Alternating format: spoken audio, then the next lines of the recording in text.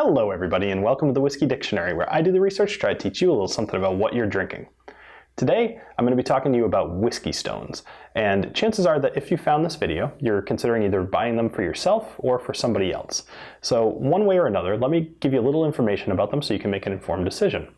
So whiskey stones are based on the idea of volcanic pumice sitting in an ice-cold stream and then adding that to your whiskey to chill it off. So volcanic pumice works especially well for this because it's porous, and that in turn turns the whiskey cold faster. Now you're going to see several different materials for whiskey stones available. Most of the time it's soapstone, and soapstone holds the cold very, very well. You'll also see stainless steel. You may actually find some volcanic pumice, and there's probably a few others that I don't know about.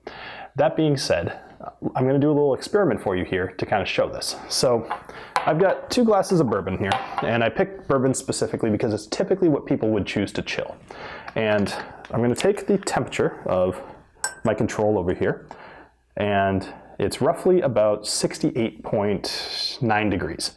So that's room temperature. Now I'm going to take a few of these, and you would typically maybe use 3 or 4, and plunk them down in here. And then give it a minute to chill.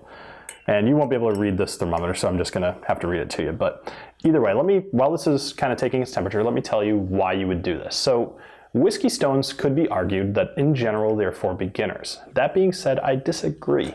And the only reason I disagree is because whiskey drinkers are not always drinking whiskey to experience it. We're not always nosing it, we're not always tasting it and making, pedantic little comments about how it tastes. I mean, I am, but not most people. So one thing that you should know is that when you chill whiskey, it dulls the flavor. And that is really good because sometimes whiskey is very high proof or has a really strong bite to it from too much rye or something like that. And you want to dull that flavor. That's exactly what chilling your whiskey is for. So this has gone down about 10 degrees. So that's pretty considerable considering that was only in there for probably less than a minute. So as I said, the entire point is to chill the whiskey and to make it a little easier to drink. So if you're looking to get somebody who's not necessarily into whiskey into this might be a good solution. Now, why not use an ice cube? Well, the answer to that is twofold. Number one is that ice may actually make it a little too cold, or at some point you'll feel like you're drinking more of a cocktail or something like that. But more importantly, ice is water. And so you're going to affect the flavor of your whiskey, whereas stones, they don't melt. So that is kind of the idea. You're going to dull the flavor, but you're not going to change it, versus water, which can have usually a positive change, but you may still want to experience the whiskey as it was meant to be. So do I recommend buying whiskey stones? Absolutely. They last forever. You're not going to regret having them in your freezer, and they take up very, very little room.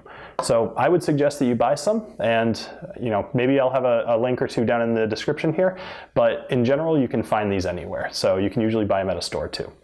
That being said, thank you for joining me here on the Whiskey Dictionary, and I hope you have a great rest of your day. Cheers.